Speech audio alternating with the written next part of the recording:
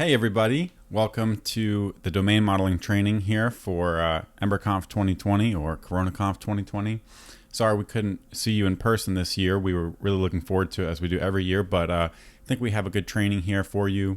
And yeah, so let's get right into it.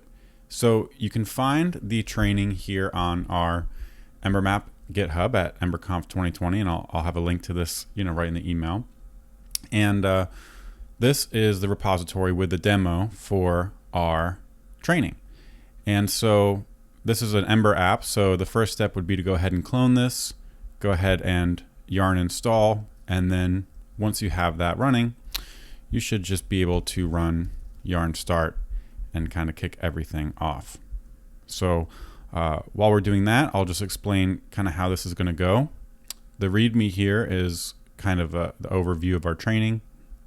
And that's also in the repository, of course, so you can just pop that open if you want to follow along here.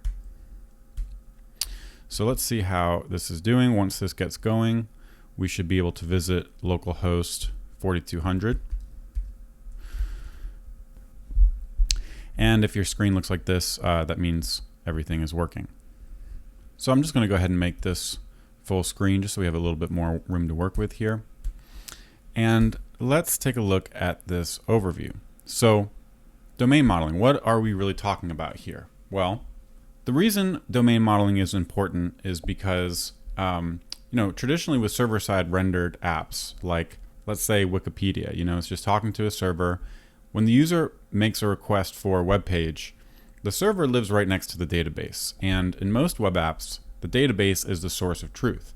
Now, depending on your background, you might have some experience working with databases and servers, or you might just be focused more on the front end and only interact with server data over an API, but you've maybe never done it, dealt with it yourself. So in most web apps, the database is the source of truth. And with traditional server-side rendering, frameworks like Rails and Laravel have this luxury where they get to talk directly to the database as soon as they're rendering a page. And so a lot of the issues that we have when building rich JavaScript apps like Ember apps don't really come up because, as soon as I go to a Wikipedia article, the backend server is going to request the latest version of that article from the database, render it to an HTML page, and then send it up to me. That's a simple model, and it makes it really easy to get started, right? But it's also limiting in the sense that when the user gets that page from Wikipedia, that page could just be sitting there. And if there was an edit made in the back end, let's say the source of truth, the database were to update, well, the user is just looking at a stale page, right? And so in order to get fresh data, the user would have to Command R, would have to refresh the page and get a re-rendered from the server. So it's simple, right? There's trade-offs and everything. It's a simple model, but it really puts the burden of getting fresh data on the user. Whereas, with something like an application like Slack that is giving you real-time messages as they change, that model wouldn't really be possible. It wouldn't really be possible to require the user to have to go back to the server on their own initiative each time they wanted to see fresh data. And that's exactly why we build JavaScript apps, because it enables this richer experience where we can do a lot more on the user's behalf. But again, this comes with trade-offs as well, because now we have to be intelligent about how to get data from our source of truth, our database and our server, to all of our clients. And now that our clients are kind of disconnected from our back-end systems, each client that is running our Ember app is working with its own local set of data, and it is now disconnected. And so that's really the motivation of this entire question of domain modeling, because we now have to answer this question: what's the best, most efficient way to get data from our source of truth, our database, to each of our clients when they need it? Sometimes it makes sense to render from cache on the client. You already have the data you need, but sometimes you want to push new data as soon as it comes up, just like in Slack. So that's really the motivation behind domain modeling. It's how best to organize and structure our data so that it can be efficiently sent to our clients. So let's take a look at this demo app here. And if everything's running again, you should see something that looks like this. We're going to go through all these exercises over here. So you can always pop this out and jump around. or you can just use this to change as we go along. But let's take a look at this exercise 1 here. So this is a Mirage Inspector, and we're going to be learning about domain modeling with Mirage, because Mirage is really kind of focused on making the server as simple as possible for the needs of the front-end developer, right? There's a lot of complexities that come with writing a real production server and a database server, which power most web applications. And things like adding indexes to make sure your database queries are fast. And that's kind of a back-end concern. And those things are important, but they're not as important for the day-to-day life of a front-end developer. Really, Mirage is about abstracting away as much of those details as possible while still exposing the concepts needed and the primitives needed for us to get a high fidelity experience as front-end developers working against the Mirage server. So that's why we're going to use Mirage to learn about domain modeling here. And so if you've only ever used Mirage with Ember, you might be used to using Ember CLI Mirage, but under the hood, Mirage JS is the library that powers that, and it works in any framework. So we're just going to see all these examples using Mirage JS directly. So this is kind of an example of the simplest Mirage server that you could configure. It just has this routes hook, and it has one API endpoint here. So our server is kind of running on all these pages. It just uses the config from the current page here. So our server is running, and then here we have on the right side our kind of mock client. So you can think of this as your Ember app, the JavaScript that's going to be making the network request to your backend. And so we can make a request here. We can see we have a get request to find a /movies. So we can type in /movies and see that it returns the JSON here. So it's just returning exactly what we defined here in our route. And we can also see what headers we have and the status code right here. And if we were to try to make a request to an unhandled endpoint, we'll see that. So we have some error handling and all that kind of stuff, but this is basically just simulating this. And because this is exercise 1, we can come back over to our app here. And where all these exercises are located is in app exercises. So we can pop open exercise 1 just like this. And if we wanted to change this, which we'll be doing throughout the training, we could add, change this and let's say dark night, year 2008, save that. And if we come back, this will reload. And now when we try to get movies, we'll see all the data here. So this is kind of how we're going to use this inspector training app. Now you'll notice that we have a database tab here, and that's because Mirage has a simulated database, but it says the database is empty, and that's because we haven't defined any models for our Mirage server. So let's flip over to exercise 2 and take a look here. This exercise is just about looking at how to implement kind of a basic CRUD server with Mirage. So here we can see we have many more routes defined. And we have this new serializers option. But if we look at the database, we see that it's still empty.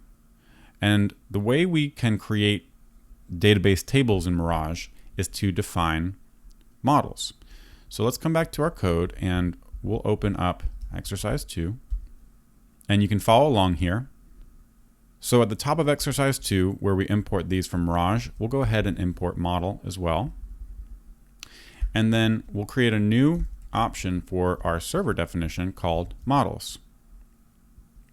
And we can see that these routes here all interact with user, so that's the model that we want to create. So if we define a key here called user, and we just say that's a model, and save that, now when we come back to our page, we'll see that the database tab says the users table has no records. So just with adding this, we've basically told Mirage to expect there to be this kind of user resource in our server.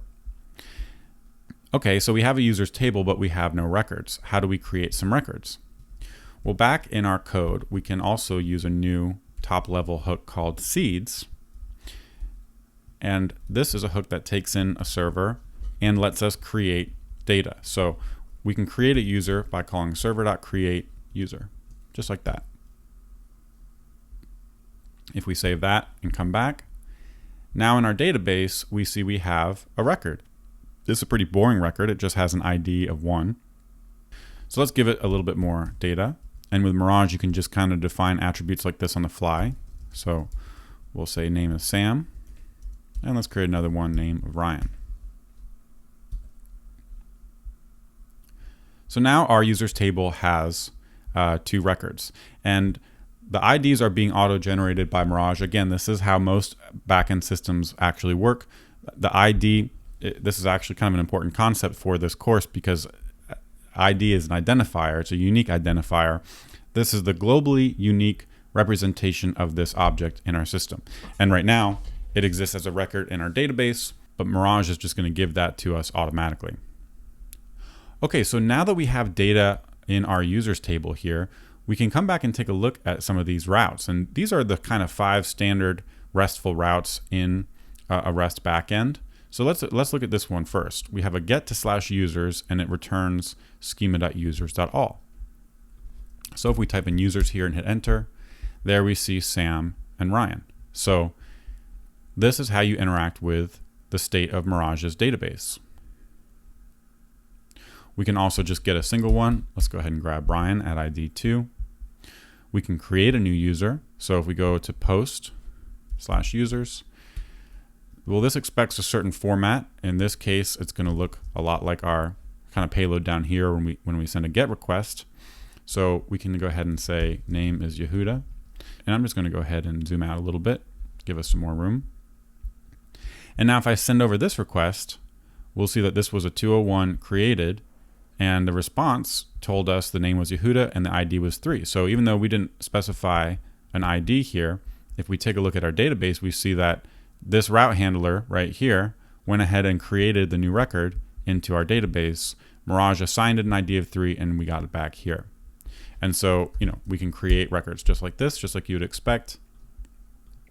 And we can patch records as well. So we can update Sam, let's say, to Samwise. And if I go ahead and send this out, then we'll see that that updates in the database as well. And of course, we can delete users too. So say bye-bye to Sam. So that's kind of the basics of a model and how it creates the data here in the database, and how these kind of 5, you might hear them called RESTful or resourceful routes exist. And again, if you were to look at a Rails or a Laravel kind of starting guide, you would see something very similar here, how to perform what we call basic CRUD operations on a resource. So the way to think about this is that we have this database table in our backend, and it has this data. And the question is, how do we expose this data to be read and manipulated by clients? And this is the conventional way to do REST. And it takes advantage of these verbs here and also this resource. And because this is so conventional, Mirage actually has a shorthand. So instead of having to learn how to write all these, we can actually go ahead and delete these and say this.resource user. So this is basically kind of a way to say we're exposing a user resource from our server to our clients. And so if we come back, we see that that's really simplified this config here. We still have this data, but if we were to go ahead and get the users, then we see we have the same result. And we can do all the other same things as well. So we could send a delete request and say bye to Ryan, and there we go. And now when we get all the users, we just get Sam. So, and I'll just refresh this to get Ryan back. So this is pretty cool. And, again, the purpose of this course is to kind of get you familiar with how ultimately this data is stored in the backend. So we can see that this is the source of truth. And when our client app sends a request to users, we're kind of getting this snapshot of the database at a point in time. And so just like in the server rendered app case, our client app can now use this and render on the client, the users in the system. Now, in this case, we see basically everything in the database. So this is, you can think of as like the easiest case you'll ever encounter, because our client is able to get basically a copy of the database in a certain format. In real world situations, the database usually has way more records than can just be sent to the client. And so that's where some of the tricks come. But this is kind of the simplest case. So let's go ahead and go to exercise 3. And you're just going to practice creating a model on your own and kind of practice creating some data and exploring the inspector. So if you come back to the instructions here, you'll see that exercise 3 says, let's create another model called a message. And this is going to be, throughout this training, we're going to look at something that looks kind of like a Slack or a Discord app. So there'll be users, there'll be messages, things like that. And so here, a message just looks like this, pretty simple, just one kind of column, one attribute called text with the text of the message.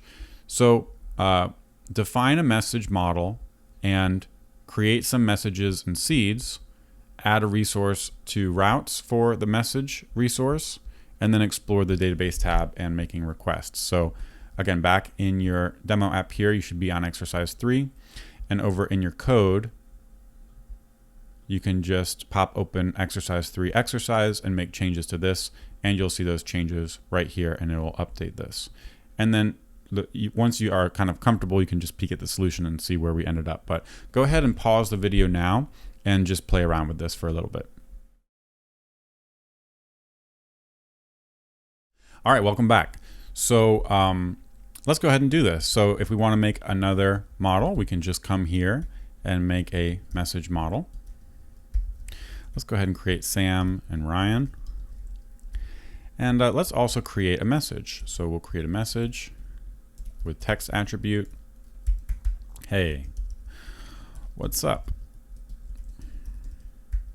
Oh, Corona. And we can come down here and expose the message resource as well. So with that change, we can come back and check out exercise 3. And now if we look at our database, we've got 2 tables. So we have users and we have messages here.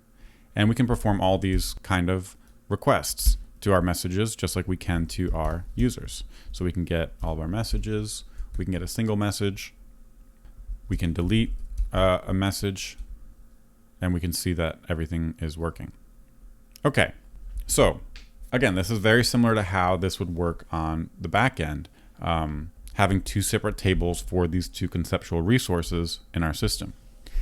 Now, let's go ahead and go to exercise 4 and talk about associations.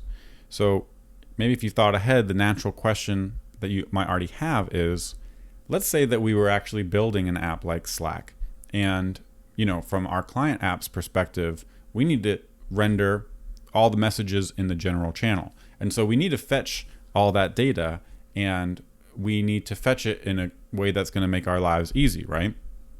Well, if we look at the data that's being stored here in the database, we have these 2 users and we have these messages, but right now they're not associated with each other. These messages are just kind of by themselves.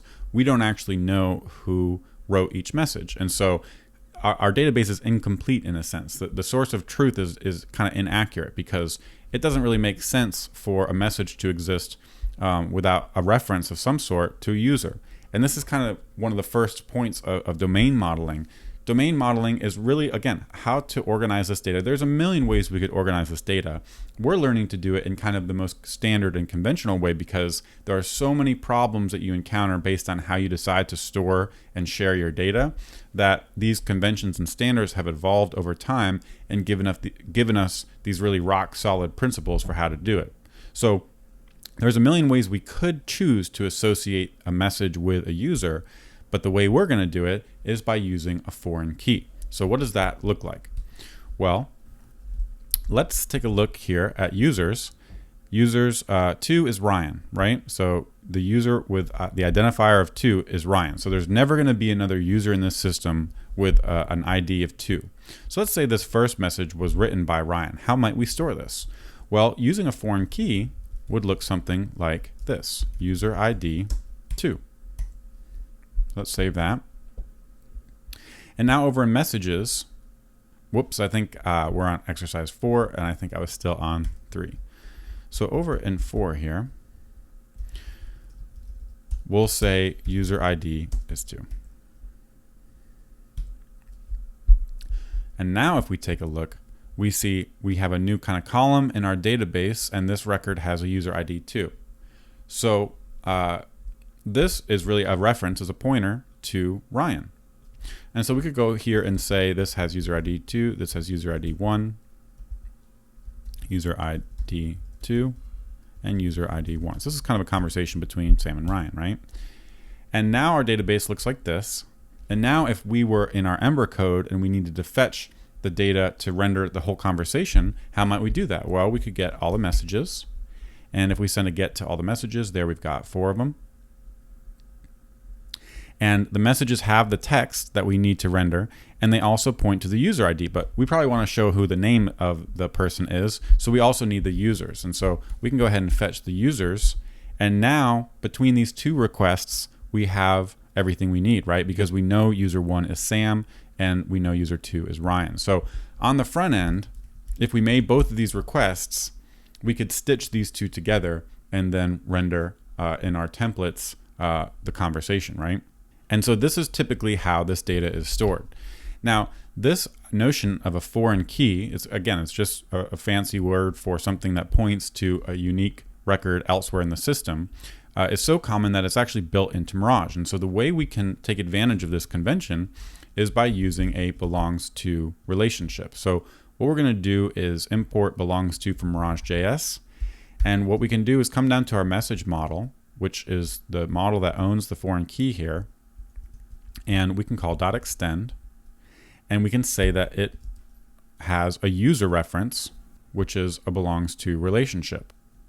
Belongs to means that this user property points to a single model of the other type. So let me just comment that out really quick, and let's get rid of these first. And go back to just having messages with text. So you can see how this changes the database. So I've saved this, and back in the database, we're just back to kind of these unassociated records, right? Messages just have a text field and an ID. And now if we add this relationship to our message and save it, if we come back to messages, we'll know that Mirage has went ahead and added a user ID column for us without us even having to write user ID anywhere.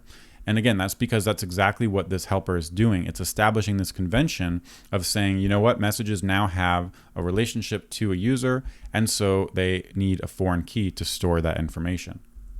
And so what's cool about this is that, well, we could still do something like, user ID is 2 here, but 2, we just have to know that that's Ryan. Instead, what we can do is say, let's get the user model from Mirage, and we'll pass that in as the user for the message here. And this attribute here matches this one right here. So if we save that and come back and take a look at that. User ID is 2, which is pointing to Ryan. And so we can do the same thing like this. This user is Sam, this user is Ryan, and this user is Sam. And so if we look at the data, we would expect to see the user IDs just like before, and we do. So this kind of belongs to abstraction is really just, a light layer around what is ultimately these foreign keys in a database. So again, if you've never worked with this before, this is the magic under the hood. When you make a request and get this big graph of data in your Ember app, maybe that you're used to working on day to day, at the end of the day, all this data is being stored in separate database tables that look just like this. Another term you might hear when you start diving into kind of server-side code or concepts is an ORM, which stands for an object relational mapper, which is exactly what we're doing right here. We're basically defining our schema, our domain model for our resources, and by wiring up these relationships, we are mapping data to different objects. And that's why we can basically work with these objects like this. This is a user object, a model. This is a message model. And that's exactly what an ORM does. It's just like Ember data. If you're used to working with that on the front end, it wraps the underlying records from the database or the data store around objects that lets you work with them in a relationship aware way. So this is pretty cool, and we have our data set up in our database. We can still get our users, we can still get our messages, and our client could basically stitch these together to get the data it needs to render the channel page. But the relationship actually does a little bit more for us as well. So again, we have these two resources exposed from our routes here. So check this out. we have Sam and Ryan, and they each have 2 messages, right? What if I were to send a delete request to user/2, which is Ryan? Well, look at that. 2 of 4, the record was deleted. So if we go back to users, there's only Sam. But notice that the user ID field was updated in the messages table for Ryan's 2 messages. So this is something else that Mirage and again other backend systems are usually capable of doing, is basically keeping these foreign keys in sync and ensuring that there is consistency in our database. Now in a real backend system, you might have even more control, or you want to add more constraints and say, you know what, a message should never exist in our database without a pointer to a user, because that's basically just not valid. So you might hear this called as an orphan record in our database. And a lot of systems have support for cascading deletes. Basically, if I were to delete Ryan, the user, make sure we also delete all of his associated messages in our backend system.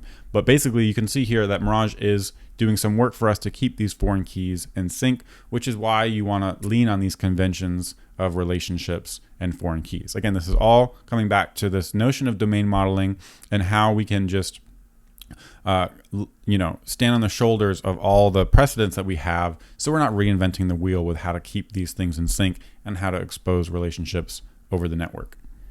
It's really easy to fall into that trap because we write backends for every app that we write, and we can choose to do it however we want. And so the real value here is learning in these conventions and kind of learning how to stay within these lines. Okay, so that was exercise 4. If we go over to 5, and this is going to be a practice exercise where you get to practice making a belongs to relationship. If you come over here to the README and look at exercise 5, let's say that users can also have activities. And an activity can be like a mention or a reaction or an upload. And so this is going to be a new model in our system.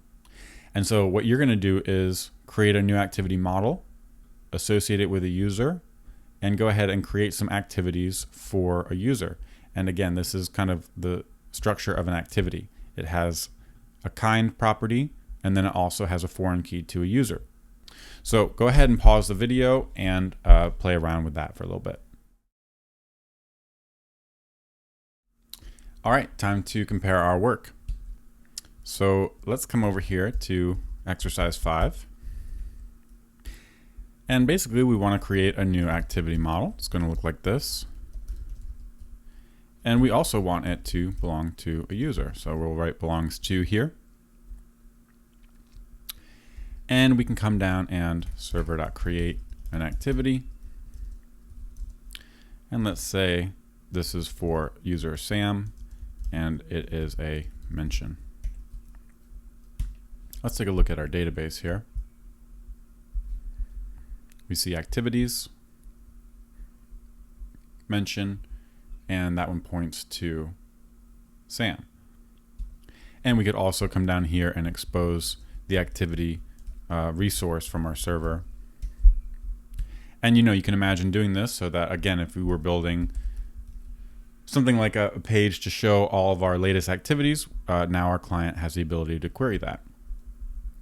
And again, if we were to look at this, let's go ahead and delete user/1, and we see the user ID is cleared from the activity as well as these messages.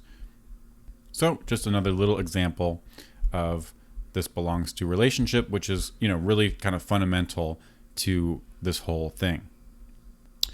So let's go on to exercise 6 here. So the other main relationship type is a has many relationship. And you might see this word association relationship. If you see this kind of in any of these areas, Mirage, Rails, Laravel, Ember Data, it's the same thing. It's just a synonym for each other. And so in exercise 6, we are kind of back to just having these 2 models, a user and a message. So we've removed the belongs to from the message side, and we just have this data that's kind of unassociated with each other. So the other way we could choose to store this is by adding the relationship to the user side. So instead of extending the message, let's extend the user. and we'll import has many from Mirage JS, and we'll say a user has many messages. So we'll give it a messages property and we'll say has many. Let's come back and see how that changed the database. Now we see that Mirage has added a message IDs column to each one of our users. So the has many side is going to give us an array of foreign keys, whereas the belongs to is just going to give us a single foreign key, and that is reflected in the name. And so now we can associate users and messages again, but we can do it in this way. Basically now these users have a messages property that can take in messages. So if we were to assign some variables here, let's let Sam and Ryan equal the users. And then for these, let's let them just be these local variables, message 1, message 2, message 3, and message 4. And we can pass these into these create statements, but we can also use other APIs from Mirage, like update, which lets us update attributes. So we can say, let's update Sam's messages to be an array of messages, and he'll have message 2 and message 4. And Ryan will have message 1 and message 3. So if we save that, we can see we're still able to work with these models, but under the hood, Mirage is keeping these IDs in sync for us. But now we do have this relationship encoded. The messages kind of are on their own. But if we wanted to query for all the messages, we can go ahead and get our users, and we can see from our client, Sam has messages 2 and 4. And that way, again, if I were to query the messages, I could stitch these together and say, okay, these are Sam's 2 messages, right? And we also have some behavior here where in the same way, we can keep the foreign keys in sync through these encoded relationships. So Sam has messages 2 and 4 over here. And so if we were to send a delete request to messages 2, we see the message ID is updated here and it's removed from the table. So in the same way that the belongs to relationship works, the has many also keeps things in sync and is just another way to encode these relationships.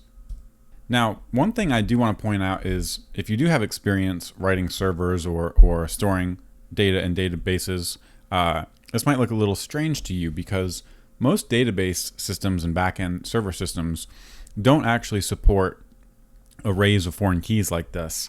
They will have a notion of has many and belongs to, but under the hood at the database level, foreign keys will always just be individual keys. And there's a reason for that. But Mirage supports this because Mirage is kind of an abstraction around this. And there's actually situations where even if the database is only ever storing foreign keys, your server will expose server resources with an array like this, just like we saw here. So if we get all of the users, let's send a GET request to users. These come over as an array. So Mirage is really more about representing how server resources are exposed, and the database is done in this way, the has many side of the relationship, just to keep it as simple as possible. It ends up working exactly the same. It's just a slight abstraction, and so if you are confused about that, you might find that most systems only ever support individual keys, even if they end up giving you the same exact thing. So this is just a little bit of a higher level way to think about it, and it makes it kind of easy, like if this is actually how our server behaves for whatever reason, like if in this case, messages would probably belong to a user because that makes sense. And we already said that it doesn't really make sense for a message to exist in our system without a key to a user. It just doesn't really make sense. But there's lots of models and situations where it does make sense to have a record exist that may or may not point to something. So in that case, you might want the relationship to be on the has many side, and this is the way your server would expose it. And so with Mirage, it's very easy to model that. We just go ahead and add the new relationship and put has many, and that's all there is to it. Mirage is going to keep these foreign keys in sync for us. Okay, so we have has many, we have belongs to. You might be asking, well, why not both, right? So let's go over to exercise 7 and talk about the one-to-many relationship. So far we've only seen relationships on one side of the model or the other of the relationship. And the other model is basically not even aware that it points to the other resource, right? It's just a one-way relationship. Well, often you want relationships that are bidirectional. So you want the relationship to be on both sides, or for both sides of the relationship to be aware of the other, and for those two things to stay in sync. So let's see what that would look like. If we come over to exercise 7 here, what we're going to do is import belongs to and has many. And we're just going to say that a user has many messages, and a message belongs to a user. So if we save that, come back, look at our database, we'll see our familiar message IDs column was added to our users, and our user ID was added to our messages. So now back in the code, down here in seeds, let's do what we did before. Let Sam equals, let Ryan equals. And now when we're creating a message, we can pass in a user because we've defined that as a relationship. So user is Ryan. Save that and come take a look. And now if we see Ryan has a message IDs column that has 1 in it, and the first message is associated with Ryan. So these two things are being kept in sync with each other, even though we're just passing in the user right here. So let's finish this. User Sam, user Ryan, and user Sam. And now these look just like they did before, even though we were only really modifying this side. So this is another example.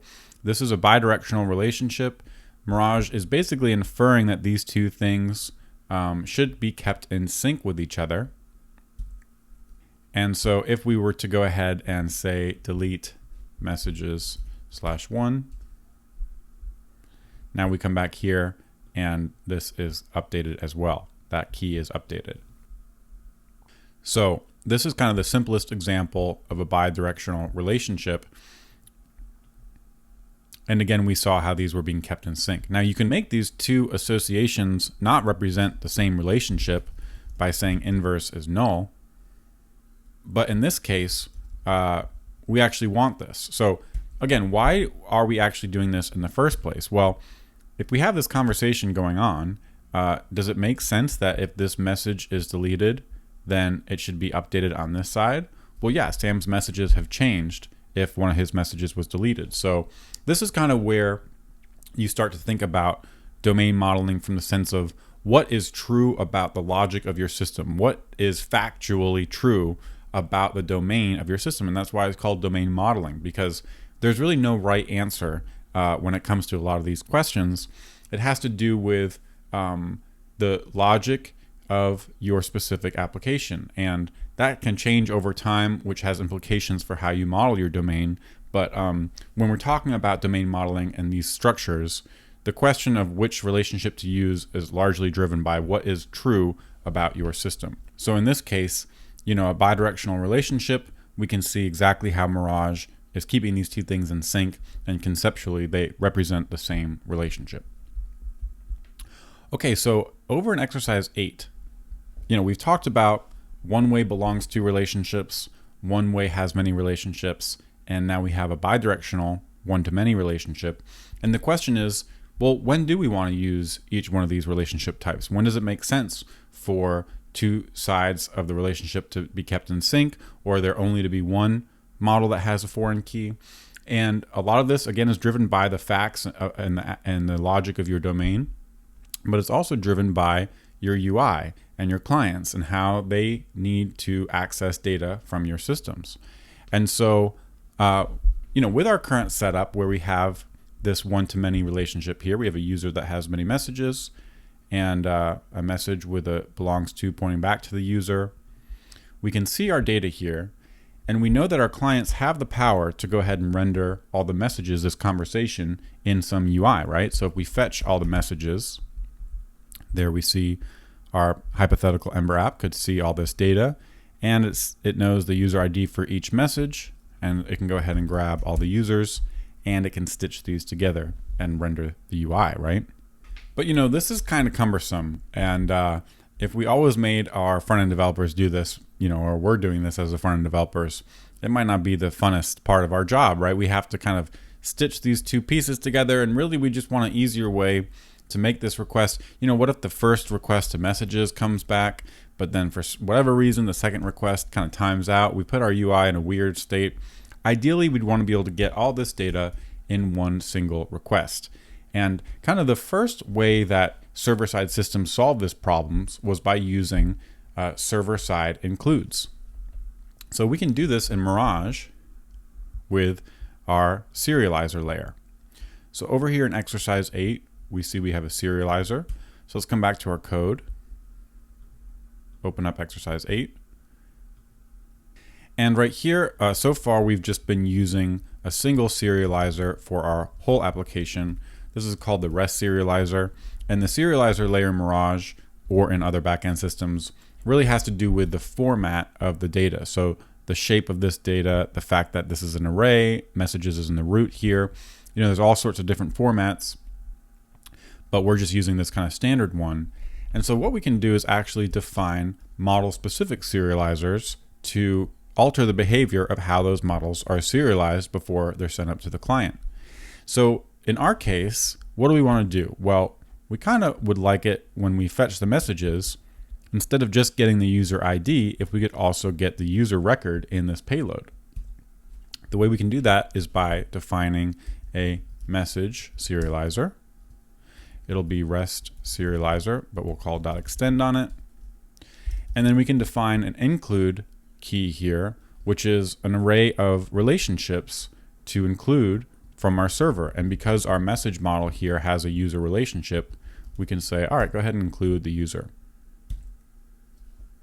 So now if we go back to our inspector and fetch all the messages, here we see, just like before, all the messages. But if we scroll down, we see a new key on our payload called users, and it has the users right there. So just in one request, we now have everything we need to render the conversation. So that's pretty cool. The client is able to fetch this whole graph of data in one request. And looking at this, it really looks a lot like our database, right? We kind of have these two root keys that represent our database table names. And we have all this data here. Now, by default, the way we've configured this, what we're getting is called side-loaded data. And that just refers to the fact that the main resource we're requesting, the list of all messages, is here. And then the included resources are kind of side-loaded.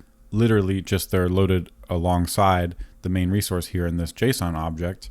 And this produces what's called normalized data. And so normalized data really is just a fancy way of saying data that has no duplicated values in it. So if we look at our database, we can see that, like we were saying kind of at the beginning, this ID field here, it represents identity. And what does identity mean? It means this is the globally single place where this resource exists, is defined. It's not duplicated anywhere else. So if I asked you, what's the name of the user 2? I can look right here and see it's Ryan. And it's not going to exist anywhere else in the system. And same with the text, same with all these records. And this is typically, again, how databases store data. They are normalized so that there's no duplication. You can think of, again, the database is really the root state of our entire web app, and everything kind of flares out from that. And so it's important when you're talking about the source of truth or the root state for anything, you have no duplication. And it's just like when we're writing Ember UI code, right? If you're writing computer properties or you're writing other pieces that derive from root state, you really want to identify what the smallest amount of root state is and derive everything else from that. Because when you duplicate data, you run the risk that the two duplicated pieces kind of fall out of sync, right? So interestingly enough, serializers actually have another option called embed. So if we were to set embed to true, let's take a look at how this affects our query. So we'll go ahead and send a GET request to messages. And now we have the messages key here, but if we scroll down, we don't see the user. And that's because the user has now become embedded within each message. And so instead of just user pointing to an ID, we actually embed the user like this.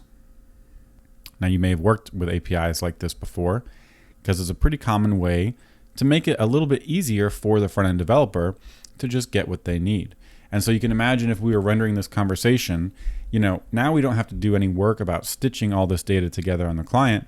We can just loop over this array, and for each object here, render the text, and then render user.name, and we're basically good to go, right? Now, question for you, is this data normalized?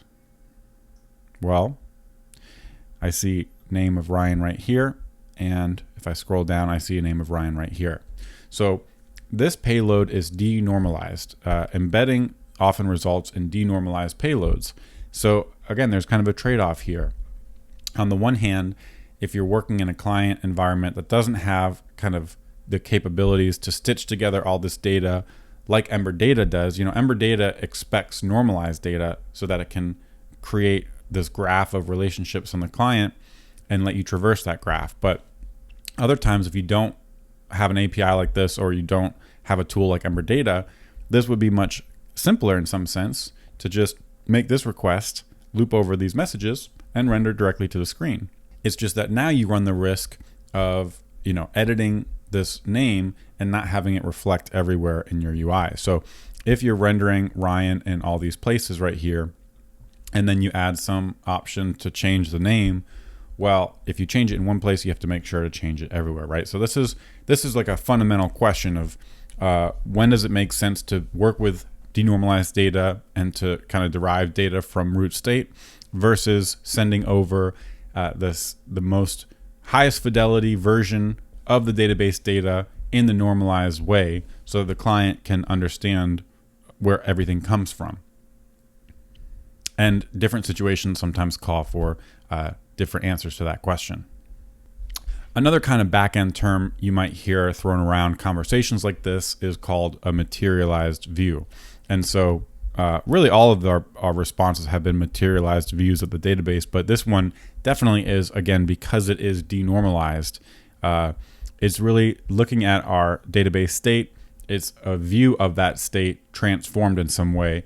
You might hear that called a materialized view. Now, sometimes in backend systems, the query needed to power a front end is so different from how it's stored ultimately in the database that backend systems will materialize a view, a very specific view of the database data, and store that materialized view in another database table that is ready to be queried by the client. And so, again, this makes it way easier for the client. They can just fetch the data already in the format that they need for their particular page. But you can see as soon as you do this, you now have to deal with this notion of stale data and caching, because this materialized view is materialized from the root state. So if the root state changes, you need to make sure to regenerate that materialized view. Sounds a lot like what we do when we query data with Ember Apps, right? So let's go on to exercise 9. And you're going to get a little bit of practice time with include and embed. So if we go back to the README here and we go down to exercise 9, let's say instead of rendering the conversation, we are in this hypothetical Slack app that we're building. We want to build a screen, for maybe the current user where I can click on my profile and I can just see all my messages. So I can just see all the messages that I've ever written. So how might we, expose our resources, and how might the user query that data? So go ahead and pause the video and give this a shot. Okay, let's compare our work. So we're over here in exercise 9. And thinking about it, kind of starting from the outside in, this is usually how I like to think about this. If we're in 9, what would I want to be able to do from the front end's perspective to get this data? So if we get all the users here, we see we have 2 users, Sam and Ryan. Let's say I'm on Sam's profile page, and now I want to go ahead and include all the messages. Well, we have the IDs right here. So if we just included the messages relationship for a user, we should be good to go. So we should just be able to copy this, define a serializer for the user, and go ahead and include the messages. right? And if we have an embed off and we get users/1, we'll go ahead and sideload those messages. And if we have embed on and we get users/1, then those will be embedded. So this looks pretty easy to work with, right? We could just render the user out and then list over each over user.messages, and boom, there we have all of our messages right here. Now this is an interesting question. We set embed to true here. Is this payload normalized data or denormalized data? Well, I don't see any duplication here, right? If we look at the database, we have the name in one spot and all these messages have text in one spot. So even though we used embed here, because messages is a has many relationship, there's actually no duplication going on here. So you'll just see that sometimes different situations kind of produce different results, but ultimately these are all kind of views or snapshots of the database as of a certain point in time. Now you might have noticed something interesting. Let's go ahead and turn embed off for the REST serializer for our user, and if we get users1 again, what do we see here? Well, we see that the messages are being sideloaded. The user Sam has messages 2 and 4, and if we take a look at 2 here, this is message 2 with the text "Hey man," and the messages are also being serialized according to our message serializer, which we defined right here, and they're embedding their user. Now, most server-side frameworks and Mirage as well have ways to avoid this. Basically, to say whether or not a serialized message should include its user, if the request was for users1 or if the request was for messages. So you can add more logic to make the server more intelligent about when it should include or not include a related resource. But you can kind of already see here that this is a little difficult, right? Our server is having to do its best to make a guess about what the payload should be for the client. But really, the client knows best about what data it needs to render a particular page. If I'm rendering a list of users, I just want those users. I don't want their associated messages. If I'm rendering a conversation in a channel, I just want the messages and maybe include their users. But if I'm rendering, maybe I'm fetching these messages afterwards just for user 1, and I already have the user in my system, and so I don't need to include those either. So you have all these different pages that you're building in your UI, each with their own specific data requirements. This is one of the challenges with what we're calling server-side includes here, where the server decides whether to include related resources or not. And so what you've seen in recent years is the ability for clients to have more control to specify on their own from the querying side whether or not to include related resources. And that's what exercise 10 is all about. So let's go over to exercise 10. And we're looking at fetching a graph again, which is, when we say a graph, we're saying we're fetching a graph of data, which is nodes in a payload that point to each other, which is ultimately what our database is, right? And with our REST serializer and includes, that's what we were able to do, to send a single graph of data that the client could kind of stitch together or iterate over. So now we're talking about fetching a graph, but having it be driven from the client-side query. And if you have used JSON API, you kind of know where this is headed. So really the only difference here, we still have our one-to-many relationship, we have our data, but instead of using REST serializer, we're using JSON API serializer. And so if we look at our database here, we can see users have many messages. Let's go ahead and get our users. And again, if you've never seen JSON API before, it adds some more structure to our data. So you'll see a little bit more structure and ceremony here, but it's for good reason. So our user's response here is an array of these objects, and the objects always have a type and an ID, which kind of uniquely identify this resource. And then we have this attributes key, which tells us that there's a name of Sam. So we can grab Sam here at user/1. And what if we want to do that fetching where we fetch a graph? Well, we can go ahead and say, let's include the messages. And just like that, our JSON API backend has included the relationships here. And it tells us that your messages relationship has these two records. And if we scroll down, we'll see an included key. There they are. That's the full representation of that message resource. And notice we didn't have to change anything in our server. We are just using out of the box JSON API serializer. And the same thing works for messages. We can get a message and we can go ahead and include the user of that message. And this is all possible because JSON API is stricter in the sense of how it allows certain queries to come through and how it represents its data. So this is pretty amazing how far you can get with this. And a good question to ask here is whether this data is normalized or denormalized. And in the case of JSON API, it always produces normalized data. So you'll see here that this is the message of ID 1. So we have, again, this notion of identity right here. We have a pointer to our user, which has this identity right here, users:1, and then it's included right here. And let's go back to the situation where we saw the denormalized data, where we fetched the messages and then we include each message's user.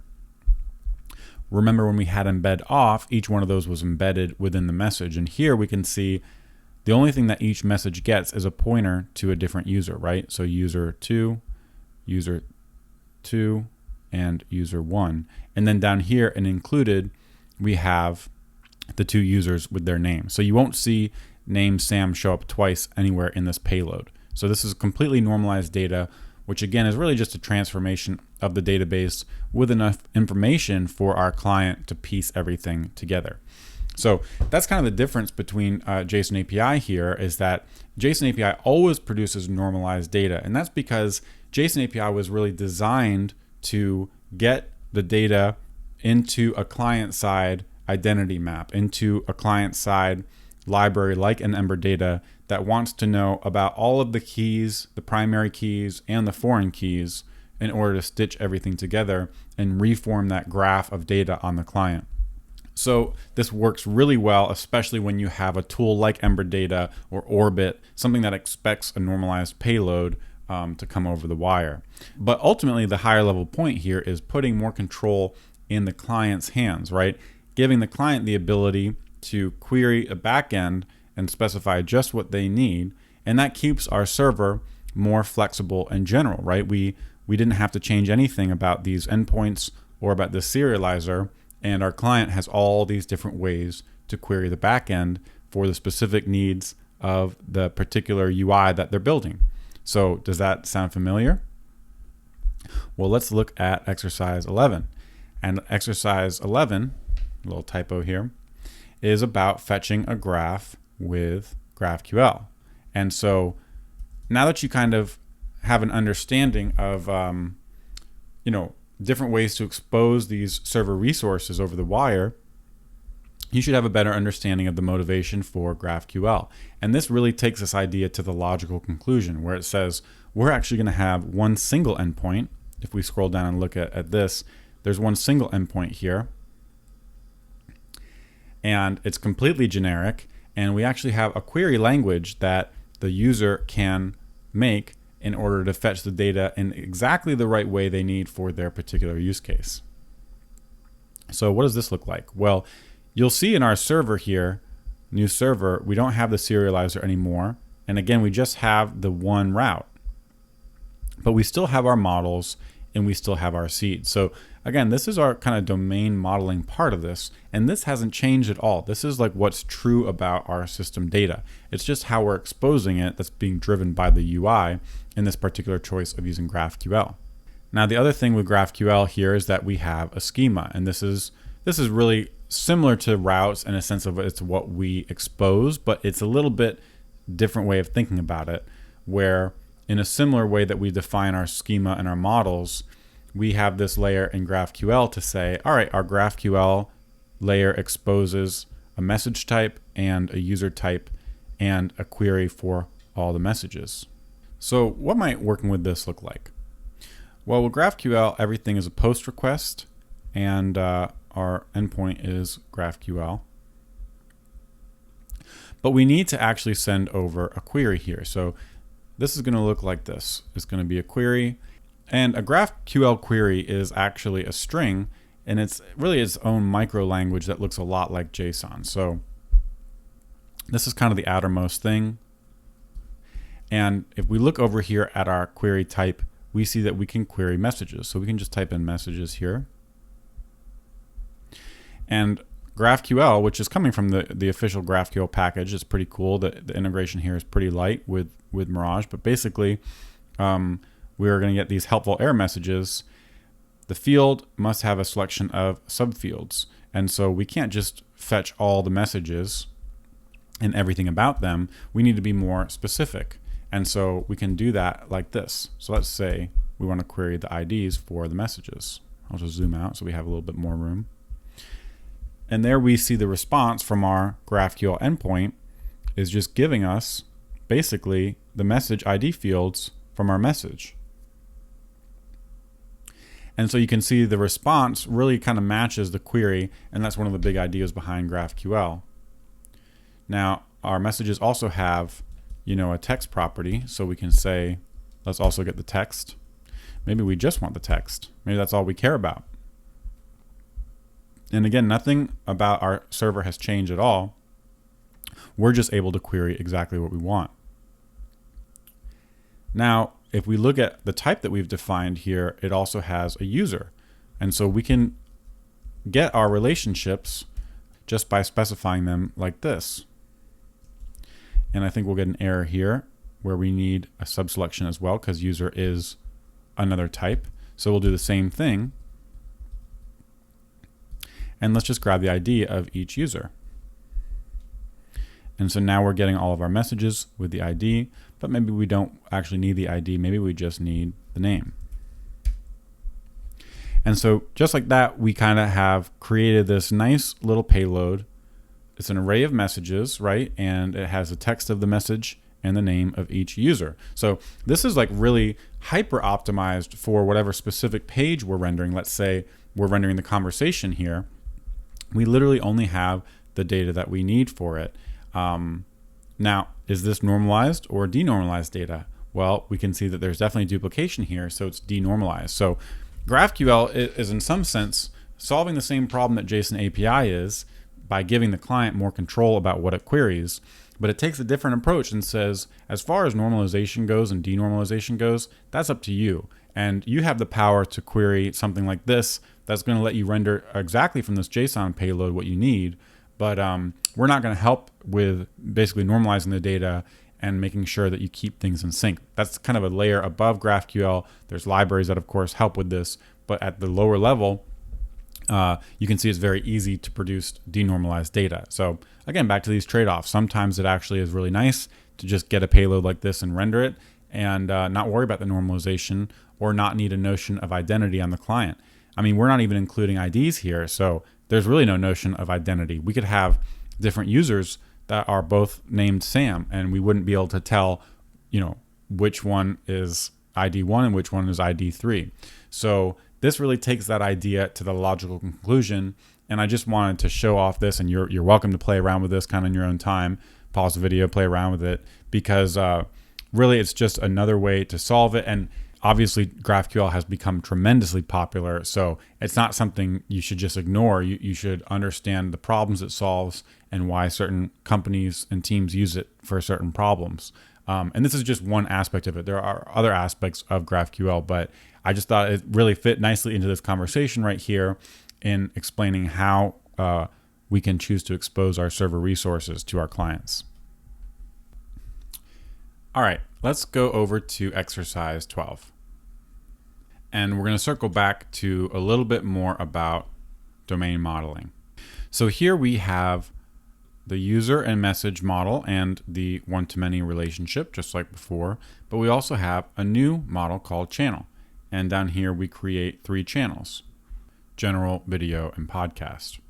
And if we look at our database here, we can see users and messages, and then channels is right here. So the question is, how might we associate users with channels? Well, in Slack, a user, Sam, can join many channels, right? So a user has many channels. I can be part of general and video. But what about a channel? A channel can also have many users, right? It doesn't make sense to just have a single key like user ID on here. We would need an array because both Sam and Ryan can join the general channel. So we need a has many on this side as well. So this is what's called a many-to-many relationship. And we can do this. If we come down here to exercise 12, just like you would expect. So a user has many channels, and a channel has many users. And now in our database, Mirage has added a channel ID's foreign key to our user side and a user ID's foreign key to our channel side. So let's come down here and give these channels some users. So users is an array of users. Let's say Sam and Ryan are both in the general channel. And then in video, users is just Sam. And then in podcast, users is Ryan. And now you can see Sam has two channel IDs, 1 and 2, which is general and video. And the general channel has two user IDs, 1 and 2. So again, just because we passed in the users to the channels, Mirage is keeping these foreign keys in sync. And so now if I wanted to say, well, let's get users 1 and include their channels because we want to look at those. Well, now we have all this data that we need, right? We've got the 2 pointers here and all of the data included. So we could write out the channels list for a user. Or if I was in a channel, let's get all the channels. Maybe we want to get channel 1 and we want to see all the users that are in this channel. We can just say include the users here. So this is a many-to-many relationship because the has many is on both sides of it for each model. And we can see, it works out really well here for exposing all this data, in whatever way we need. And again, just to see that Mirage will kind of preserve our referential integrity here. If we were to go ahead and, let's delete this. Let's say we have channels 3, which is the podcast channel. If we were to go ahead and delete that, I think right now, Ryan is part of channel 3. If we were to delete that from our system, there we go. This inverse relationship is updated. So Mirage is preserving the integrity of our data for us. But let's look at a common action that you might want to perform from the client to this data. So I'm just going to go ahead and refresh this. And right now, Ryan is in channels 1 and 3, right? General and podcast. So we can get /user/2, which is Ryan, and include his channels. There they are, 1 and 3. Now, what if we wanted to write in the UI a way for Ryan to leave channels? In Slack and Discord, you can join and leave channels. What would that look like as far as the request goes and the data that needs to go back and forth? Well, if we look at our users table here, what needs to happen is we need to either update the user Ryan here and remove 3 from the channel IDs, or update the channel and remove 2 from the user IDs here, right? That's kind of what needs to happen in the database layer. And so the way you can do this with JSON API is that we can grab this kind of snapshot of the Ryan user model here, and we can send a patch request to user 2, right? So this is how you update records using REST. So if we were to paste this, go ahead and close this out. This is basically, the current state of this user record. So if we were to just send this over, we see it doesn't change. And if I were to change the name to Ryan Toronto, send this over, we see that updates. So, the way patch or put works is that it overwrites kind of everything in your backend. So you need to know enough about the current user in order to update it. And so here we have the channel IDs here. And right now, Ryan belongs to channels 1 and 3. So let's say we wanted to remove him from the third channel, the podcast channel. Well, we can just remove that from the list of foreign keys here. This is really a foreign key in the language of JSON API. And so if we say Ryan's only channel is channel 1, and then we send that over, now the channel IDs update, and also our podcast channel is now empty.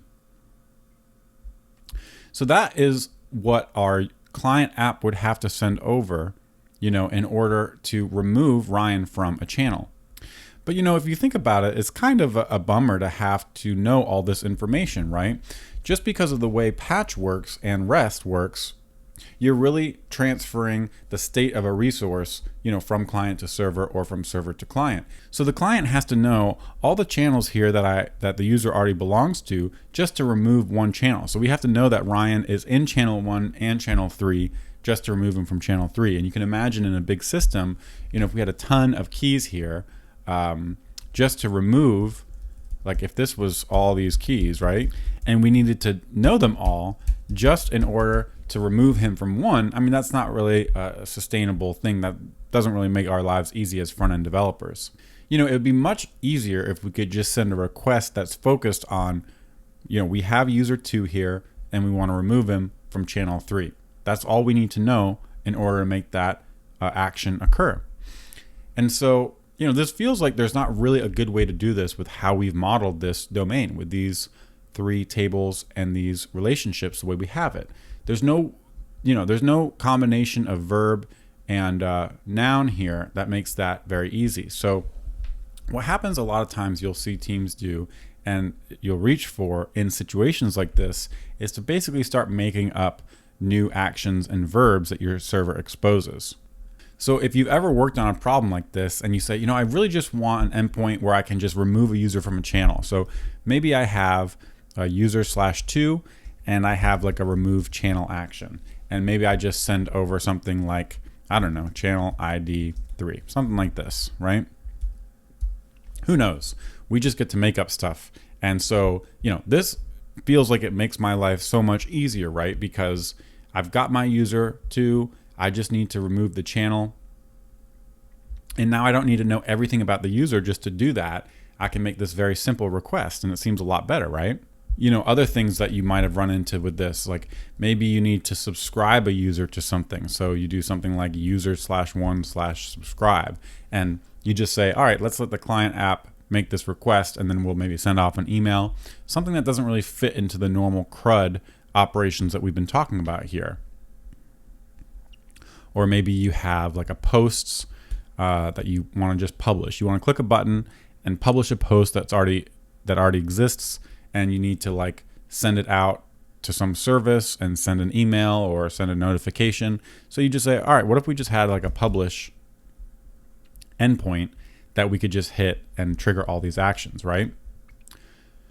So the problem with this approach is that you're basically going outside the boundaries here. You're going outside the lines that this entire architecture is based off of. And like we said at the beginning, you can do anything here because every time we make an app, we basically are writing a lot of this stuff from scratch. And so it's very easy to reach for this kind of thing because it seems like the simplest solution to the problem. But there's actually a better solution. And the solution here is to think, how could we model our domain in a way that would let us achieve what we're trying to achieve just using these verbs and resources and keeping our code super conventional? Up to this point, we've been able to use all these shorthands because we're really abiding by the principles of REST, and it's been very clean so far. We haven't had to use any escape hatches. So how might we do that here? And the way you do that is by creating a new resource that represents the relationship that you're trying to change. So what would that look like here? Well, our user has many channels and our channel has many users. What represents a user and a channel belonging to each other, right? Well, that would be a membership. A membership is the noun that reflects the notion of this relationship, right?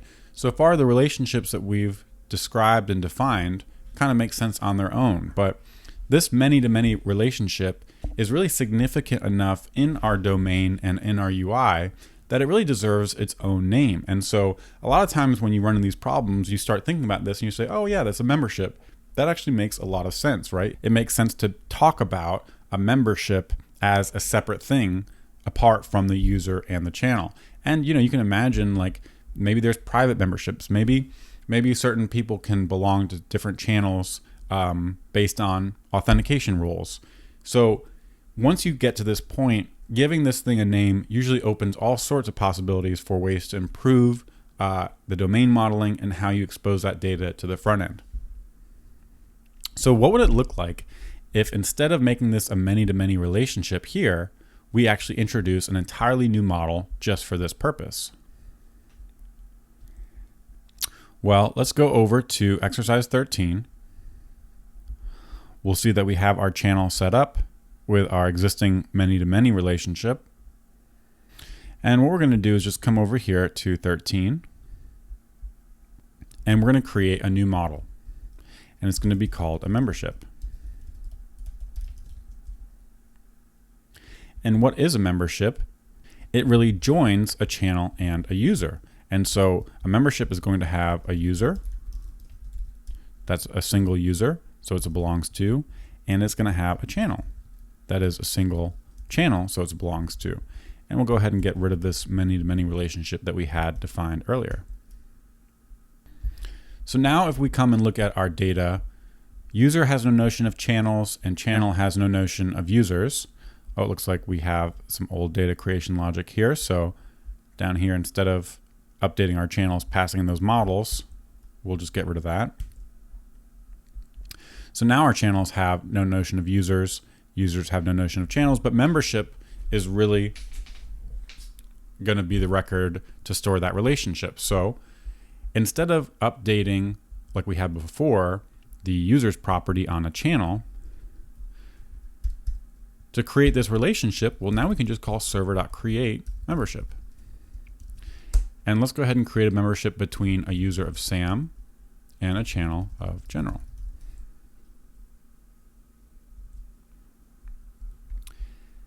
Again, our user still has no notion of channels in the database layer, same with channels and users, but a membership now exists between user 1 and channel 1. Let's create the other memberships: Ryan and General, Sam and Video, and Ryan and Podcast.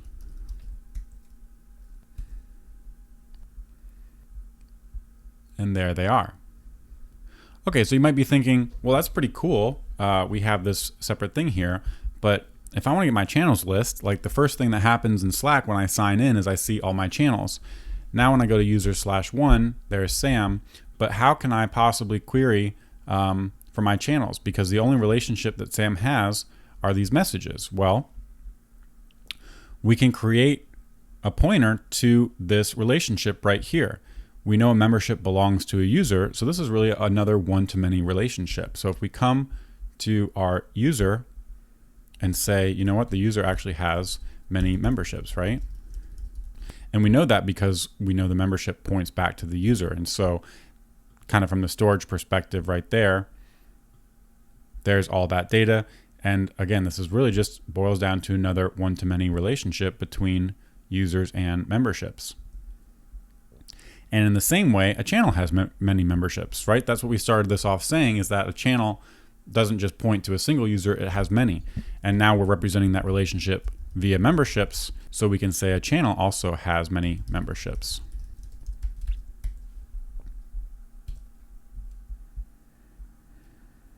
Okay, and now when it comes to querying, let's go ahead and get Sam. And if we look at our schema over here, Sam has messages, so we can include his messages if we wanted to. But if we just wanted to get his channels, how would we do that? Well, we can get the memberships.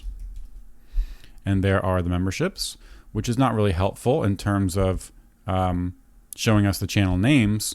But with JSON API, we can actually traverse this graph using dot syntax, and every membership has a channel. So now when we hit enter, we get the membership. The membership points to a channel, and there we go. Sam belongs to general and video, just with one query, just by traversing our model like this. So that's pretty cool, but earlier we were able to get all of Sam's channels. The hard part was updating them. So let's say that we wanted to remove Sam from the general channel, right? We see down here, Sam is in both the general channel and the video channel.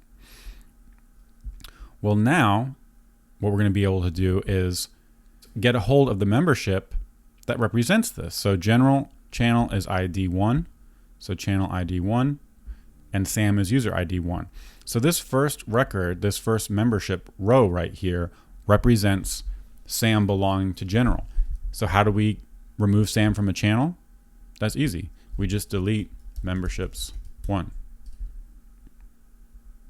Oh, we forgot to expose the resource down here. So let's come down to routes, resource membership. And this is important, right? Membership is a first-class concept in our system that we're now exposing to the outside world. And again, there's that membership, Sam belonging to general. Go ahead and send a delete request to /memberships/1. We do that. And so if we were to requery for users 1, which is Sam, and include all of his memberships.channel, here we go. We just see video. And so this hopefully really shows off the power to you of getting the domain model right, because this problem that seemed so intractable before, how can we stay inside of these normal CRUD operations without adding something like, you know, a /add or remove channel action to our API, which we know feels bad, but we don't know how else to do it? Just by naming a new resource and getting the modeling right between these foreign keys and relationships in a way that makes sense for our domain means that now we can create relationships and delete them in a very first-class way, in a way that's going to feel right, whether we're using Ember data and calling store.createRecord and find record, all of these kinds of things. It just makes this whole graph of data that exists in our database much easier to query and modify from our client. And so, you know, just like before we were talking, it can be tempting to say, you know, we want like a subscribe action, but you know, subscribe is not a verb, so we have this same problem. If you find yourself reaching for this, you probably need a new relationship. So what would this relationship be? Well, maybe it would be a subscription.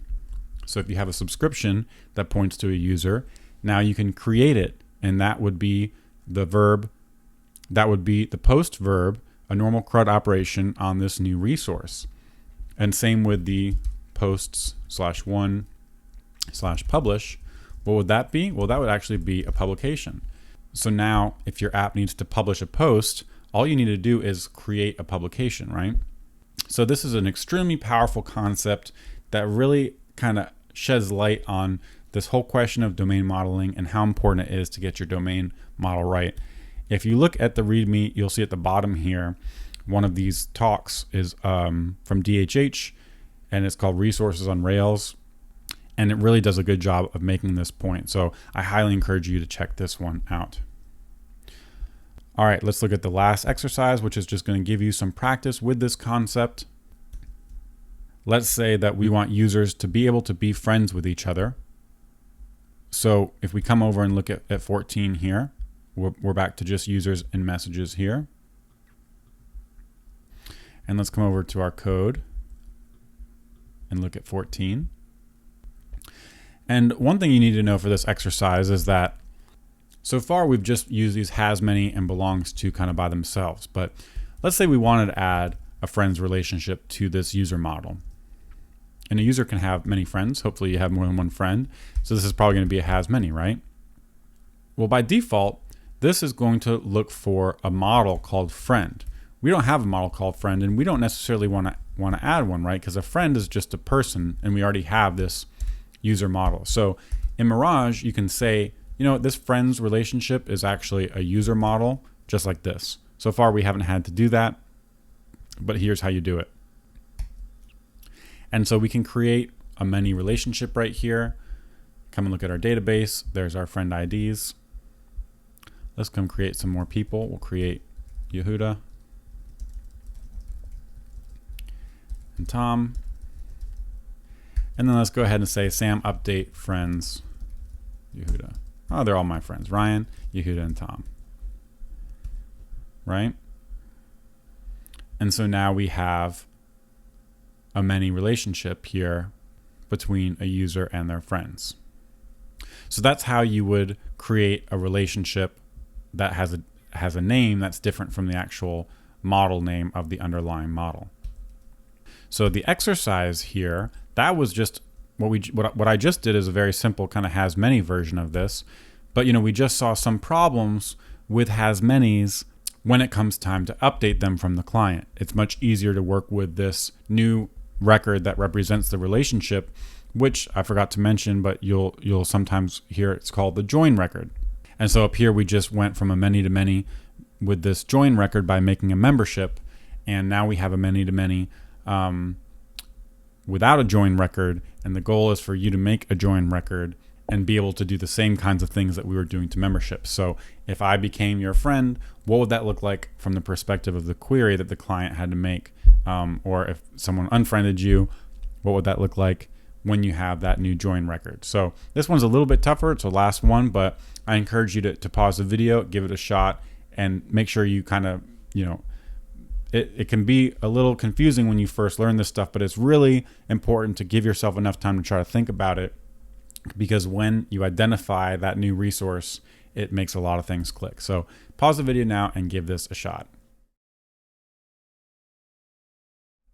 All right, let's see how we might approach this problem. So again, we have the friend IDs here with the many to many. And so if I got user/1 include my friends, well, there they are. But if I wanted, if Yehuda wasn't my friend anymore, we'd have to do that same rigmarole that we did before. I'd have to copy all this, and we'd have to send a post request with all these IDs except for ID 3, right? And so instead we want to create that new resource that represents the relationship. Basically, whenever you start performing CRUD operations on relationships, it's sometimes a really good sign that you need a new resource, right? And so what might this look like? Well, instead of being a friends here, what if we had a friendship? And a friendship is a relationship from someone, so it belongs to a user, and to someone else, right? And there's a lot of ways to model data when it comes to this stuff. We've really been covering the core fundamentals, the basics. Domain modeling is a really complex topic, and really experienced people will disagree about how best to model something for their project. But this is just one approach you could take. And so now we have a friendship right here, and a user has many friendships.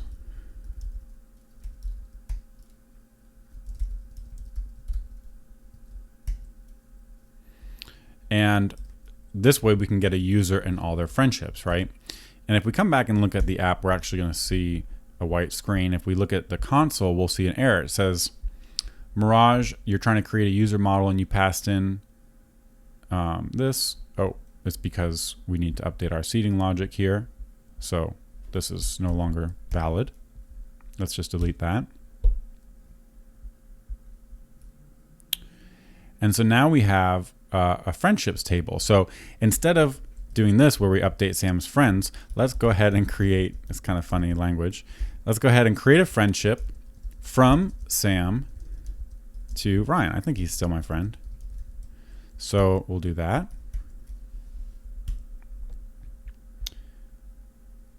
And now we're going to hit another error.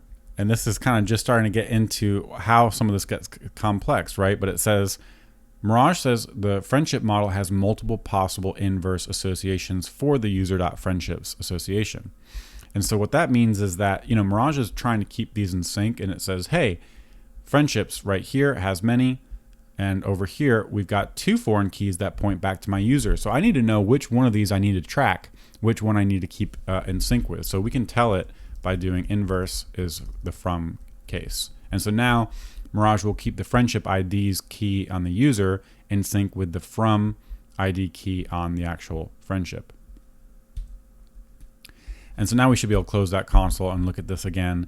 And so now Sam has the friendship IDs right there. And over in friendships, we see a from ID and a to ID right there. So we can go ahead and create all the friendships from Sam to Yehuda, Sam to Tom. I guess I'm just getting lonely because it's coronavirus, you know? And there we go. We see all of Sam's friendships. So now our client would be able to say, let's go ahead and query Sam and include all of his friendships. And each friendship, we also want to include the to. And so now we can look at what's included right here. There are the friendships, and there are the friends, the actual users. And if Yehuda didn't want to be my friend anymore, how do we do that? Well, Yehuda is 3, I'm 1. Find that friendship, 1 to 3. So this is friendship 2. And of course, you don't have to look all these keys up. Presumably your UI would be able to present this in a much simpler way. But just again, to make sure you really can just feel comfortable understanding how this data is stored at the database level. Now to remove that friendship, all we got to do is send a delete request to friendships/2. And of course, we need to expose this friendship. So friendship between us, friendships2, delete, send that off, 204, that one's gone. And over in users, that's been updated as well. So again, just an example of how powerful this idea is of coming up with new nouns that really represent the relationships in your system. It's really an expansive idea that can really clean up your code, keep your server code really clean, but also keep your client-side data fetching and data manipulation code clean because, look, we're just sending a delete request to a resource. That's all there is to it. So no need to make all these new verbs. And this is really the trick to staying in the lines kind of as long as you can. So hopefully that was a good tour of the fundamentals of modeling your data. Hopefully you appreciate and understand a little bit more about how important it is to get this right. And I'm sure, you know, if you've worked on an SPA like a big Ember app that is data driven, you understand at an intuitive level, right, how much the data modeling can affect your productivity and your team's ability to really think clearly about all this stuff. So the question is, you know, how do you get better at this? At choosing good domain models, at encoding the logic and facts about your system into the model in such a way that makes it hard for folks to kind of screw it up when they're either fetching or manipulating data. Really, the best thing to do is practice. And over time, you'll develop an intuition. You'll say, you know what? We don't need a subscribe action. There's actually a subscription there. Or really, oh, this is really a new relationship that should be pulled out. And what's the best name for this? How can we talk about this in a first-class way?